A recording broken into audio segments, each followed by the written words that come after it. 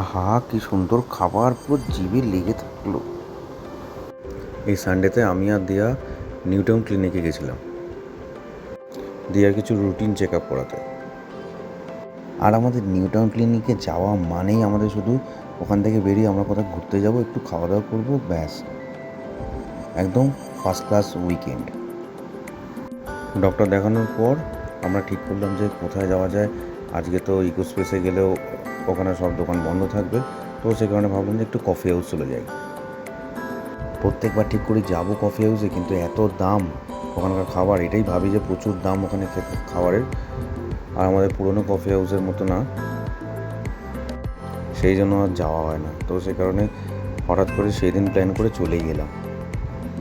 Actually এই জায়গাটা খুবই সুন্দর, এত সুন্দর অ্যাম্বিয়েন্স, আর ভিতরে একটা স্মুথ মিউজিক চলছিল, একটু রোম্যান্টিক ভাব হয়ে গেছিলো।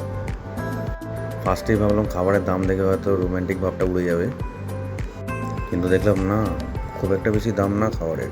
অ্যাকচুয়ালি আমরা অর্ডার করেছিলাম দুটো হট কফি আর অনিয়ন পকোড়া, যাকে আমরা বাঙালিরা বলি পেঁয়াজি। তারপর অর্ডার করলাম চিকেন রোল। তারপর অ্যাম্বিয়েন্সটা এত ভালো লাগছিলো, তাই জন্য সঙ্গে সঙ্গে উঠে যেতে ইচ্ছা করছিল না, তাই ভাবলাম আরও কিছুক্ষণ বসা যাক। তাই জন্য একটু শিক্ষার উন্নতি হলো সেদিন আমার।